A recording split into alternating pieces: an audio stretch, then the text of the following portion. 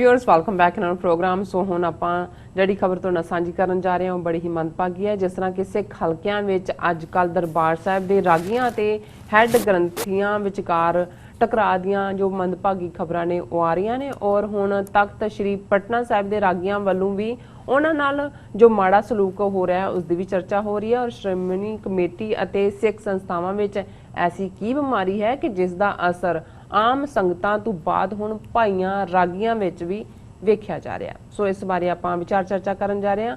ਸੋ ਅਸੀਂ ਚਾਹਾਂਗੇ ਕਿ ਤੁਸੀਂ ਸਾਡੇ ਨਾਲ ਇਸੇ ਤਰ੍ਹਾਂ ਹੀ ਬਣੇ ਰਹਿਣਾ। ਦੇਖਣ ਸੁਣਨ ਲਈ ਤੁਹਾਡਾ ਸਭ ਦਾ ਬਹੁਤ ਬਹੁਤ ਸ਼ੁਕਰੀਆ ਜੀ। ਰਾਜ ਸਾਹਿਬ ਕੀ ਵਿਚਾਰਾਂ ਨੇ? देखो धर्म ਜਾਂ ਮਜ਼ਹਬ ਔਰ ਖਾਸ ਤੌਰ ਤੇ ਜਦੋਂ ਉਹਨਾਂ ਦੀਆਂ ਪ੍ਰਚਲਿਤ ਜਿਹੜੀਆਂ ਪਪੂਲਰ ਪ੍ਰੈਕਟਿਸਿਸ ਹੁੰਦੀਆਂ ਉਹ ਇੰਨੀਆਂ ਕੁ ਲੋਕਾਂ ਦੇ ਤੱਕ ਪਹੁੰਚ ਚੁੱਕੀਆਂ ਹੁੰਦੀਆਂ ਕਿ ਜੇ ਤੁਸੀਂ ਉਸ ਦੇ ਉੱਤੇ ਕੋਈ ਟਿੱਪਣੀ ਕਰੋ ਤੇ ਬਹੁਤ ਵਾਰ ਸ਼ਰਧਾ ਦੇ ਨਾਂ ਥੱਲੇ ਫੇਥ ਦੇ ਨਾਂ ਥੱਲੇ ਕੁਛ ਜਿਹੜੇ ਨੇ ਉਸ ਤੋਂ ਜਿਹੜੇ ਨੇ ਉਹ ਉਦਾਸ ਹੁੰਦੇ ਨੇ, ਉਸ ਦਾ ਬੁਰਾ ਮੰਨਦੇ ਨੇ। ਤੇ ਮੇਰੀ ਵੀ ਇਹ ਕੋਸ਼ਿਸ਼ ਹੁੰਦੀ ਹੈ, ਹਾਲਾਂ ਬਹੁਤ ਕੁਛ ਐਸਾ ਬਿਮਾਰ ਕਰਨ ਵਾਲਾ ਸਾਡੇ ਫੇਥ ਦੇ ਵਿੱਚ ਵੀ ਜਿਹੜਾ ਉਹ ਆਇਆ ਹੋਇਆ ਹੈ, ਚੱਲ ਰਿਹਾ ਹੈ। ਅਸੀਂ ਗੁਰਦੁਆਰਿਆਂ ਦੇ ਪ੍ਰਬੰਧਾਂ 'ਚ ਵੀ ਦੇਖਦੇ ਹਾਂ। ਪਰ ਕਿਉਂਕਿ ਅਸੀਂ ਲਗਭਗ 30 ਸਾਲ ਪਹਿਲਾਂ ਜਦੋਂ ਜੂਨ 84 ਦਾ ਫਾਈਨਲ ਜਿਹੜਾ ਭਾਰਤੀ ਸਟੇਟ ਦੇ ਨਾਲ ਸਾਡਾ ਤੋੜ ਵਿਛੋੜ ਹੁੰਦਾ ਹੈ, ਜਦੋਂ ਭਾਰਤੀ ਫੌਜ ਨੇ ਟੈਂਕਾਂ ਤੋਪਾਂ ਨਾਲ ਹਮਲਾ ਕਰਕੇ ਸਾਡੇ ਸਭ ਤੋਂ ਮੁਕੱਦਸ ਹਰਮੰਦਰ ਸਾਹਿਬ ਔਰ 37 ਇਤਿਹਾਸਕ ਗੁਰਦੁਆਰਿਆਂ ਤੇ ਸਿੱਖਾਂ ਦੇ ਖੂਨ ਦੀ ਹੋਲੀ ਖੇਡੀ ਤੇ ਫਿਰ ਇਹ ਇੱਕ ਕਨਕਲੂਜਨ ਸੀ ਕਿ ਵੀ ਹੁਣ ਹੋਰ ਕੋਈ ਸੁਧਾਰ ਜਾਂ ਕੋਈ ਤਬਦੀਲੀ ਤੁਸੀਂ ਉਸ ਸਿਸਟਮ 'ਚ ਰਹਿ ਕੇ ਉਹ ਧਰਮ ਦਾ ਮਾਮਲਾ ਹੋਏ, ਸਮਾਜ ਦਾ ਹੋਏ, ਆਰਥਿਕਤਾ ਦਾ ਹੋਏ, ਨਹੀਂ ਹੋ ਸਕਦੀ। ਹੁਣ ਇੱਕੋ ਇੱਕ ਹੱਲ ਜਿਹੜਾ ਉਹ ਇੰਡੀਪੈਂਡੈਂਟ ਸੋਵਰਨ ਨੇਸ਼ਨ ਖਾਲਿਸਤਾਨ ਦੀ ਲਿਬਰੇਸ਼ਨ ਹੈ, ਇਹਦੇ ਬਿਨਾ ਕੋਈ ਨਹੀਂ ਹੈ। ਸੋ ਮੇਰਾ ਹਾਲਾਂ ਪਹਿਲੀ ਆਸਥਾ ਜਾਂ ਮੇਰਾ ਪਹਿਲਾ ਪਿਆਰ ਹਮੇਸ਼ਾ ਜਿਹੜਾ ਇਹ ਰੂਹਾਨੀਅਤ ਔਰ ਮਜ਼ਹਬ ਦੇ ਹਵਾਲੇ ਨਾਲ ਰਿਹਾ। ਮੇਰਾ ਬਚਪਨ ਵੀ ਉਸੇ ਰੰਗ ਦੇ ਵਿੱਚ ਗੁਜ਼ਰਿਆ ਔਰ ਸਿਆਸੀ ਹੋਣਾ ਜਾਂ ਸਿਆਸਤ ਵੱਲ ਜਾਂ ਈਵਨ ਜਿਸ ਫੀਲਡ 'ਚ ਅਸੀਂ ਆਏ ਫੁੱਲ ਸਕੇਲ ਰੱਬ ਨੇ ਜ਼ਿੰਦਗੀ ਇਸ ਪਾਸੇ ਲਵਾਈ। ਇਹ ਉਹਨਾਂ ਹਾਲਾਤਾਂ 'ਚੋਂ ਜਦੋਂ ਇਹ ਕਨਕਲੂਜਨ ਸੀ ਕਿ ਵੀ ਹੁਣ ਆਪਣਾ ਘਰ ਬਣਾਏ ਬਿਨਾ ਅਸੀਂ ਆਪਣੀ ਰੂਹਾਨੀਅਤ, ਆਪਣੀ ਅਡਰੀ ਹੋਂਦ ਜਾਂ ਜਿਹੜੀ ਇੱਕ ਯੂਨੀਕ ਸਰਬੱਤ ਦੇ ਭਲੇ ਦੀ ਵਿਚਾਰਧਾਰਾ ਹੈ ਗੁਰੂ ਨਾਨਕ ਸਾਹਿਬ ਦੀ, ਉਸ ਨੂੰ ਅਸੀਂ ਉਸ ਖਿੱਤੇ ਦੇ ਵਿੱਚ ਕਾਇਮ ਨਹੀਂ ਰੱਖ ਸਕਾਂਗੇ। ਇਸ ਲਈ ਆਪਣੇ ਇਸ ਲਗਭਗ 3 ਦਹਾਈਆਂ ਦੇ ਆਪਣੇ ਇਸ ਨੂੰ ਸਿਆਸੀ ਸਫ਼ਰ ਕਹੋ, ਆਜ਼ਾਦੀ ਘੁਲਾਟੀਏ ਦਾ ਸਫ਼ਰ ਕਹੋ, ਜਾਂ ਮੈਂ ਤਾਂ ਇਹਨੂੰ ਵੀ ਰੂਹਾਨੀਅਤ ਦਾ ਸਫ਼ਰ ਹੀ ਕਹਿੰਦਾ ਕਿਉਂਕਿ ਇਹ ਵੀ ਰੂਹਾਨੀਅਤ ਦੀ ਮੀਰੀ ਪੀਰੀ ਉਸ ਦਾ ਹੀ ਦੀ ਐਕਸਟੈਂਸ਼ਨ ਹੈ ਔਰ ਅਲਟੀਮੇਟਲੀ ਇਹ ਜਿਹੜੀ ਮਰਕਜ਼ ਨਾਲ ਜੁੜਨ ਦੀ ਗੱਲ ਹੈ, ਜਿਹਨੂੰ ਅਲਾਮਾ ਇਕਬਾਲ ਨੇ ਵੀ ਕਿਹਾ ਸੀ ਕਿ ਭਾਈ ਇਹ ਜਿਹੜੀ ਕੌਮਾਂ ਦੀ ਜ਼ਿੰਦਗੀ ਹੈ ਉਹ ਮਰਕਜ਼ ਨਾਲ ਜੁੜੀ ਹੁੰਦੀ ਹੈ। ਸੋ ਮਰਕਜ਼ ਬੇਸ਼ੱਕ ਰੱਬ ਦਾ ਨਾਂ ਹੈ ਔਰ ਜਦੋਂ ਤੁਸੀਂ ਮਰਕਜ਼ ਨਾਲੋਂ ਟੁੱਟਦੇ ਹੋ, ਪਰ ਇਹ ਮਰਕਜ਼ ਤੁਹਾਡਾ ਸੰਗਠਨ ਵੀ ਹੈ, ਆਰਗੇਨਾਈਜੇਸ਼ਨ ਵੀ ਹੈ, ਜਥੇਬੰਦੀ ਵੀ ਹੈ।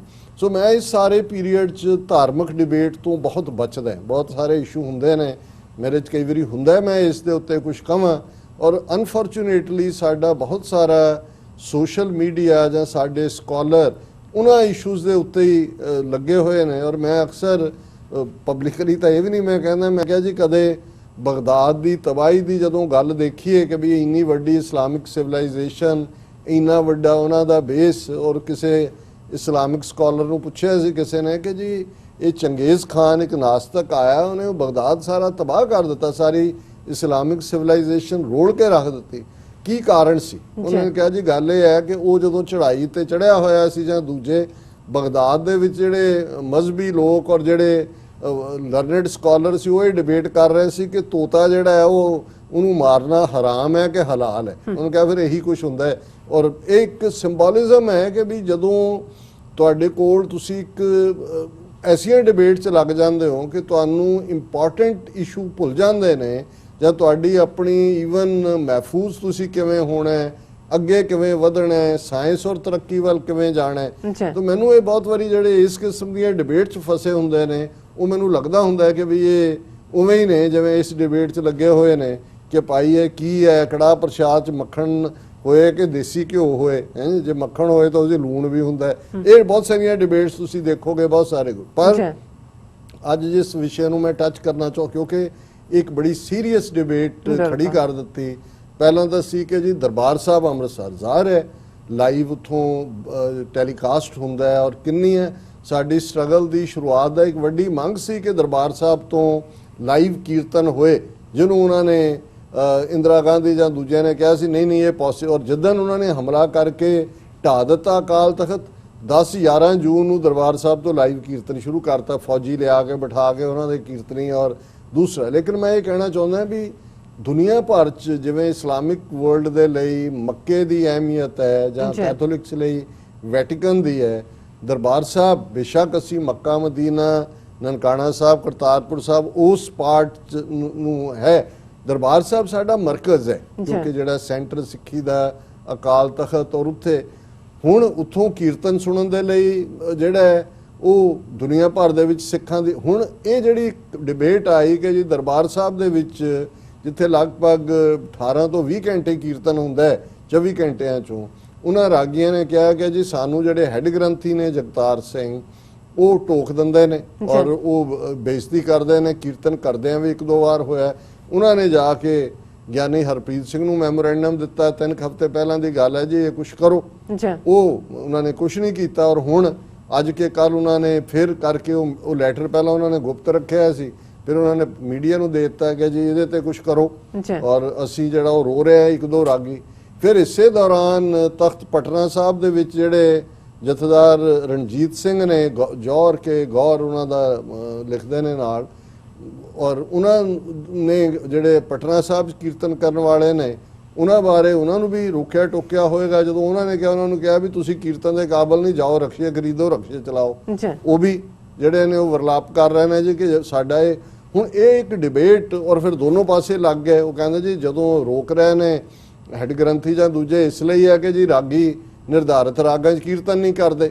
ਫਿਰ ਉਹਨਾਂ ਨੇ ਪੁੱਛਿਆ ਕਿ ਜੀ ਕਦੇ ਇਹਨਾਂ ਸਾਰੇ ਸਾਲਾਂ 'ਚ ਤੁਸੀਂ ਉਹਨਾਂ ਨੂੰ ਬਿਠਾ ਕੇ ਕਿਹਾ ਜਾਂ ਕੋਈ ਮੀਟਿੰਗ ਹੋਈ ਹੈ ਕਿ ਭਾਈ ਤੁਸੀਂ ਆਹ ਨਹੀਂ ਕਰਦੇ ਜਾਂ ਉਹ ਨਹੀਂ, ਵੀ ਚਲਦੇ ਕੀਰਤਨ 'ਚ ਸੋ ਮਤਲਬ ਮੈਂ ਇਸ ਡਿਬੇਟ 'ਚ ਵੀ ਨਹੀਂ ਆਉਣਾ ਚਾਹੁੰਦਾ ਕਿ ਜੀ ਉਹ ਰਾਗੀ ਠੀਕ ਨੇ ਕਿ ਉਹ ਨੇ, ਪਰ ਮੈਂ ਇਹਨੂੰ ਜਿਹੜੀ ਗੱਲ ਕਹਾਂਗਾ ਸ਼ਾਇਦ ਸਾਡੇ ਸਿੱਖ ਵੀਰਾਂ ਨੂੰ ਪਸੰਦ ਨਹੀਂ ਆਏਗੀ। ਦੇਖੋ ਔਰ ਮੈਂ ਈਵਨ ਇਸਲਾਮ ਦੇ ਹਵਾਲੇ ਨਾਲ ਵੀ ਕਾਫੀ ਹੱਦ ਤੱਕ ਇਹ ਪੋਜੀਸ਼ਨ ਹੈ, ਜਦੋਂ ਉਹਨਾਂ ਦੇ ਵੀ ਦੋਸ਼ ਦੇਣਗੇ ਜੀ ਮੁੱਲਾਂ ਨੂੰ, ਮੁੱਲਾਂ ਕਲਚਰ, ਕੱਟੜਤਾ, ਫਲਾਣਾ ਢਿਮਕਾ, ਇਹਦੇ 'ਚ ਕੋਈ ਸ਼ੱਕ ਨਹੀਂ ਹੈ। ਸਿੱਖੀ ਦੀ ਬਿਊਟੀ ਇੱਕ ਰੱਬ ਦੇ ਨਾਲ ਮਿਲਣ ਦੇ ਲਈ ਕੋਈ ਵਿਚੋਲਾ ਨਹੀਂ ਸੀ ਰੱਖਿਆ ਹੋਇਆ, ਕੋਈ ਪ੍ਰੀਸਟਲੀ ਕਲਾਸ। ਜਦੋਂ ਜਿਹੜੇ ਸਕਾਲਰਲੀ ਕਹਿੰਦੇ ਨੇ ਕਿ ਵੀ there is no ordained priestly class in Sikhism, Christianity the base ਉਹਨਾਂ ਦਾ ਉਹਦੇ ਤੇ ਜੁੜਿਆ ਹੋਇਆ ਕਿ ਭਾਈ ਉਹਨਾਂ ਨੇ ਤਾਂ ਜਿਹੜਾ ਉਹ ਕਨਫੈਸ਼ਨ ਵੀ ਜਾ ਕੇ ਉਹਦੇ ਕੋਲ ਪਾਦਰੀ ਕੋਲ ਕਰਨੀ ਹੈ, ਰੱਬ ਦੇ ਕੋਲ ਵੀ ਦੁਆ ਉਹਨਾਂ ਨੇ। ਸਾਨੂੰ ਤਾਂ ਸਿੱਧਾ ਰੱਬ ਦੇ ਨਾਲ ਕਨੈਕਸ਼ਨ ਜੋੜਿਆ ਵੀ ਕੋਈ ਵੀ ਕਿਤੇ ਵੀ ਰੱਬ ਦੇ ਅੱਗੇ ਤੁਸੀਂ ਪਾਠ ਕਰ ਸਕਦੇ ਹੋ। ਗੁਰੂ ਗ੍ਰੰਥ ਸਾਹਿਬ ਦੀ ਤਾਬਿਆ ਕੋਈ ਵੀ ਸਿੰਘ ਜਾਂ ਸਿੰਘਣੀ ਜਾਂ ਕੋਈ ਵੀ ਇਨਸਾਨ ਬੈਠ ਸਕਦਾ ਹੈ ਪਾਠ ਕਰਨ ਦੇ ਲਈ। ਕੀਰਤਨ ਜਿਹੜਾ ਹੈ ਨਿਰਧਾਰਿਤ ਰਾਗਾਂ 'ਚ ਜਿਹੜਾ ਹੈ ਉਹ ਕਰਨ ਦੇ ਲਈ ਇੱਕ ਟ੍ਰੇਨਿੰਗ ਹੁੰਦੀ ਹੈ, ਬੇਸ਼ੱਕ ਉਹਨੂੰ ਪੇਸ਼ਾ ਬਣਾ ਦਿੱਤਾ ਹੈ, ਲੇਕਿਨ ਇਹ ਕੋਈ ਪੇਸ਼ਾ ਤਾਂ ਨਹੀਂ ਸੀ। ਜਦੋਂ ਮਸੰਦ ਸਿਸਟਮ 10ਵੇਂ ਪਾਤਸ਼ਾਹ ਨੇ ਖਤਮ ਕੀਤਾ, ਮਸੰਦ ਤੁਸੀਂ ऑर्डेन्ड क्लर्जी कह सकते हो, और ਜ਼ਾਹਰ ਸੀ कि भी लंगर में जो टोए जल देग जो वर्ताए जभी तभी तो वो सिख सतगुरु को प्यारा है। सिख कोई ਪ੍ਰੀਸਟ नहीं सी, ਉਹ ਲੰਗਰ ਦੇ ਲਈ ਪਾਣੀ ਵੀ ਲਿਆ ਰਿਹਾ, ਉਹ ਲੱਕੜਾਂ ਵੀ ਜੰਗਲ ਚੋਂ ਲਿਆ ਰਿਹਾ, ਉਹ ਕੀਰਤਨ ਵੀ ਕਰ ਰਿਹਾ, ਉਹ ਅਰਦਾਸ ਵੀ ਕਰ ਰਿਹਾ, ਫਿਰ ਜਾ ਕੇ ਆਪਣੀ ਕਿਰਤ ਕਰ ਰਿਹਾ। ਹੁਣ ਜੇ ਤਾਂ ਇਹ ਪ੍ਰਿੰਸੀਪਲ ਰਹਿੰਦਾ, ਅਸੀਂ ਇਹ ਆਰਡੇਨਡ ਹੁਣ ਪ੍ਰੀਸਟਲੀ ਕਲਾਸ ਰੁਤਬੇ ਹੋ ਗਏ। ਹੁਣ ਪਿਛਲੇ ਦਿਨਾਂ ਜਦੋਂ ਗੁਰੂ ਗ੍ਰੰਥ ਸਾਹਿਬ ਦਾ ਪ੍ਰਕਾਸ਼ ਦਿਵਸ ਸੀ, ਬਹੁਤਿਆਂ ਨੇ ਲਿਖਿਆ ਹੁੰਦਾ ਕਿਆ ਹੁੰਦਾ ਜੀ ਦਰਬਾਰ ਸਾਹਿਬ ਦੇ ਹੈੱਡ ਗ੍ਰੰਥੀ ਬਾਬਾ ਬੁੱਢਾ ਜੀ। ਮੈਂ ਕਿਹਾ ਜੀ ਹੈੱਡ ਕਿੱਥੋਂ ਹੋ ਗਏ? ਗ੍ਰੰਥੀ ਪਹਿਲਾ ਹੁਕਮਨਾਮਾ ਉਹਨਾਂ ਨੇ ਲਿਆ, ਉਹ ਗ੍ਰੰਥੀ ਨੇ। ਹੈੱਡ ਤਾਂ ਹੁੰਦੇ ਕਿ ਇੱਕ ਪੈਰਾਫਰਨੀਲੀਆ ਕ੍ਰੀਏਟ ਕੀਤਾ ਹੁੰਦਾ ਜੀ 20 ਗ੍ਰੰਥੀ ਨੇ, ਉਹਨੇ ਇੰਨੇ ਵਜੇ ਡਿਊਟੀ ਦੇਣੀ ਹੈ, ਉਹਦੀ ਇੰਨੀ ਤਨਖਾਹ। ਉਹ ਤਾਂ ਉਹਨਾਂ ਨੇ ਪੜ੍ਹਿਆ, ਪਰ ਬਾਬਾ ਬੁੱਢਾ ਜੀ ਸ਼ਸਤਰ ਵਿਦਿਆ ਵੀ ਸਿਖਾ ਰਹੇ ਨੇ 6ਵੇਂ ਪਾਤਸ਼ਾਹ ਨੂੰ। ਬੀੜ ਬਾਬਾ ਬੁੱਢਾ ਜੀ 'ਚ ਜਾ ਕੇ ਉਹ ਡੰਗਰਾਂ ਦੇ ਔਰ ਉਹ ਸਾਰੇ ਨੂੰ ਜਦੋਂ ਅਸੀਂ ਦੇਖਦੇ ਹਾਂ ਉਹਦੀ ਸੇਵਾ ਸੰਭਾਲ ਵੀ ਕਰਦੇ ਨੇ। ਨਿਮਾਣੇ ਸਿੱਖ ਦੇ ਤੌਰ ਤੇ ਜਿਹੜਾ ਉਹ ਦਰਬਾਰ ਸਾਹਿਬ ਦੀ, ਹਰਮੰਦਰ ਸਾਹਿਬ ਦੀ ਜਦੋਂ ਕਾਰ ਸੇਵਾ ਹੋ ਰਹੀ ਹੈ ਦਰਬਾਰ ਸਾਹਿਬ ਦੀ, ਉਹਨੂੰ ਵੀ ਸੁਪਰਵਾਈਜ਼ ਕਰ ਰਹੇ ਨੇ। ਸੋ ਮਤਲਬ ਇਹ ਹੈ ਵੀ ਕੋਈ ਇਹ ਹੈੱਡ ਗ੍ਰੰਥੀ, ਕੋਈ ਇਹ ਟਾਈਟਲ ਇਹ ਨਹੀਂ ਸੀ ਕਿ ਵੀ ਗੁਰੂ ਸਾਹਿਬ ਨੇ, ਹਾਂ ਮਸੰਦ ਸਿਸਟਮ, ਉਸ ਤੋਂ ਪਹਿਲਾਂ ਮੰਜੀ ਸਿਸਟਮ, ਇਹ ਪ੍ਰੀਸਟਲੀ ਕਲਾਸ ਸੀ। ਲੇਕਿਨ ਮਸੰਦ ਸਿਸਟਮ ਇਸ ਹੱਦ ਤੱਕ ਕਰਪਟ ਹੋਇਆ ਕਿ 10ਵੇਂ ਪਾਤਸ਼ਾਹ ਤੱਕ ਪਹੁੰਚਦੇ ਉਹਨਾਂ ਨੇ ਕਿਹਾ ਜੀ ਇਹ ਗੱਲ ਮੁੱਕ ਗਈ, ਹੁਣ ਕੋਈ ਤੁਹਾਨੂੰ ਵਿਚੋਲੇ ਦੀ ਲੋੜ ਨਹੀਂ ਹੈ। ਔਰ ਇਹੀ ਕਾਰਨ ਸੀ ਕਿ ਮਸੰਦਾਂ ਨੂੰ ਸਖਤ ਸਜ਼ਾਵਾਂ ਦਿੱਤੀਆਂ ਗਈਆਂ। ਔਰ ਕਈਆਂ ਨੇ ਤਾਂ ਖਾਲਸਾ ਲਫ਼ਜ਼ ਹੀ ਉਹਨਾਂ ਨੇ ਕਿਹਾ ਜੀ ਵਿਚੋਲੇ ਕੱਢ ਦਿੱਤੇ, ਸਿੱਧੇ ਰੱਬ ਨਾਲ ਗੱਲ ਕਰੋ। ਹੁਣ ਜੇ ਸਾਡੀ ਕੌਮ ਦੇ ਵਿੱਚ ਹਿੰਦੂਆਂ ਨੂੰ ਤਾਂ ਲੋੜ ਸੀ ਕਿਉਂਕਿ ਪੰਡਤਾਂ ਦੀ ਜ਼ਬਾਨ ਸੰਸਕ੍ਰਿਤ ਸੀ, ਬਿਲਕੁਲ, ਉਹ ਉਹਨਾਂ ਨੇ ਦੂਸਰਿਆਂ ਨੂੰ ਪੜ੍ਹਨੀ ਨਹੀਂ ਸੀ ਦਿੱਤੀ ਕਿ ਪੰਡਤ ਆਏਗਾ ਉਹ ਤੁਹਾਨੂੰ ਮੰਤਰ ਸੁਣਾਏਗਾ, ਫਿਰ ਤੁਹਾਡਾ ਵਿਆਹ ਹੋਏਗਾ, ਫਿਰ ਤੁਹਾਡਾ ਬੁੱਢੇ ਨੂੰ ਫੂਕਿਆ ਜਾਏਗਾ, ਫਿਰ ਤੁਹਾਡਾ ਮੁੰਡਾ ਜੰਮੇ ਦਾ ਜਿਹੜਾ ਉਹਦੇ ਮੂੰਹ ਨੂੰ ਜਿਹੜਾ ਉਹ ਗਊ ਮੂਤਰ ਲਾਏਗਾ ਆ ਕੇ ਪੰਡਤ ਨੂੰ ਢੀਕਦੇ ਸੀ। ਹੁਣ ਸਾਡਾ ਤਾਂ ਉਸ ਜ਼ਬਾਨ ਦੇ ਵਿੱਚ ਗੁਰੂ ਗ੍ਰੰਥ ਸਾਹਿਬ ਜਿਹੜੀ ਲੋਕਾਂ ਦੀ ਜ਼ਬਾਨ ਸੀ, ਸਾਡੀ ਜ਼ਬਾਨ ਸੀ, ਔਰ ਹਦਾਇਤ ਸੀ ਕਿ ਹਰ ਸਿੱਖ ਆਪਣੇ ਬੱਚੇ ਬੱਚੀ ਨੂੰ ਗੁਰਮੁਖੀ ਪੜ੍ਹਾਏ ਤਾਂ ਕਿ ਕਿਸੇ ਤੋਂ ਪੜ੍ਹਾਉਣ ਦੀ ਲੋੜ ਹੀ ਨਾ ਰਹੇ।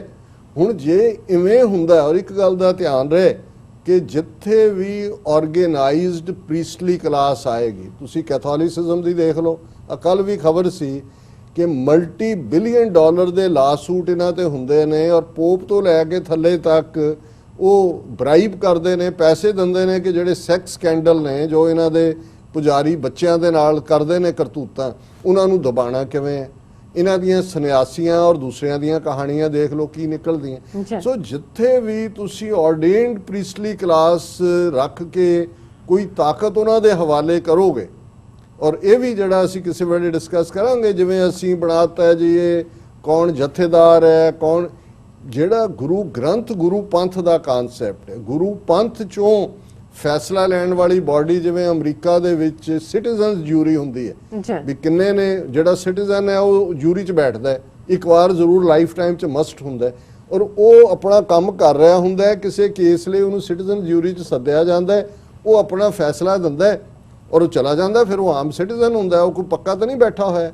ਇਹਨਾਂ ਦੇ ਸ਼ੰਕਰਾਚਾਰੀਆ ਪੱਕੇ, ਇਹਨਾਂ ਦੇ ਪੋਪ ਪੱਕੇ, ਪਰ ਅਸੀਂ ਵੀ over a period of time ਉਹੀ ਰਸਤਾ ਅਪਣਾ ਲਿਆ, ਆਰਡੇਨਡ ਪ੍ਰੀਸਟਲੀ ਕਲਾਸ ਨੂੰ ਵੀ ਲਿਆ ਕੇ, ਔਰ ਉਹੀ ਟੱਕਰ ਹੈ। ਹੁਣ ਗੱਲ ਇਹ ਹੈ ਕਿ ਜੀ ਵੱਡਾ ਕੌਣ ਹੈ, ਹਰਮੰਦਰ ਸਾਹਿਬ ਦੇ ਕੀਰਤਨੀਆਂ ਦਾ ਰੁਤਬਾ ਵੱਡਾ ਹੈ ਕਿ ਦਰਬਾਰ ਸਾਹਿਬ ਦੇ ਹੈੱਡ ਗ੍ਰੰਥੀ ਦਾ ਵੱਡਾ ਹੈ, ਉਹਦਾ ਵੱਡਾ ਹੈ ਕਿ ਜੀ ਜਥੇਦਾਰ ਅਕਾਲ ਤਖਤ, ਹੁਣ ਉਹਨੂੰ ਕਹੇ ਕਿ ਉਹਨੂੰ, ਇਹ ਅਸੀਂ ਖੁਦ ਹੀ ਕ੍ਰੀਏਟ ਕੀਤੀ ਹੈ। ਮੈਂ ਸਮਝਦਾ ਵੀ ਹਾਲਾਂ ਮੈਂ ਇਹ ਕਹਿਣਾ ਨਹੀਂ ਸੀ ਚਾਹੁੰਦਾ ਕਿਉਂਕਿ ਇਹ ਇੱਕ ਨਵੀਂ ਡਿਬੇਟ ਹੈ, ਪਰ ਮੈਂ ਸਿਧਾਂਤਕ ਪੋਜੀਸ਼ਨ ਕਲੀਅਰ ਕਰਨੀ ਚਾਹੁੰਦਾ ਕਿ ਜਦੋਂ ਅਸੀਂ ਮੇਨ ਸਟ੍ਰੀਮ ਜਿਹੜੀ ਸਾਡੀ ਵਿਚਾਰਧਾਰਾ ਹੈ ਉਸ ਤੋਂ ਪਾਸੇ ਜਾਵਾਂਗੇ, ਭਾਈ ਸੱਤਾ ਤੇ ਬਲਵੰਡ ਜਿਨ੍ਹਾਂ ਦੀ ਬਾਣੀ ਵੀ ਗੁਰੂ ਗ੍ਰੰਥ ਸਾਹਿਬ 'ਚ ਹੈ, ਰਬਾਬੀ ਸਨ ਗੁਰੂ ਅਰਜਨ ਸਾਹਿਬ ਦੇ ਵੇੜੇ, ਪਰ ਜਦੋਂ ਉਹ ਵਿਗੜੇ ਔਰ ਉਹਨਾਂ ਗੁਰੂ ਸਾਹਿਬ ਨੇ ਖੁਦ ਸਾਜ਼, ਸਾਰੇ ਗੁਰੂ ਸਾਹਿਬਾਨ ਖੁਦ, ਭਾਈ ਮਰਦਾਨੇ ਦੀ ਰਬਾਬ ਹੈ, ਗੁਰੂ ਅਰਜਨ ਸਾਹਿਬ ਦਾ ਉਹਨਾਂ ਦਾ ਜਿਹੜਾ ਹੈ ਉਹ ਖੁਦ ਕੀਰਤਨ ਕਰਦੇ ਨੇ, 10ਵੇਂ ਪਾਤਸ਼ਾਹ ਦਿਲਰੁਬਾ ਦਾ ਇਸਤੇਮਾਲ ਕਰਦੇ ਨੇ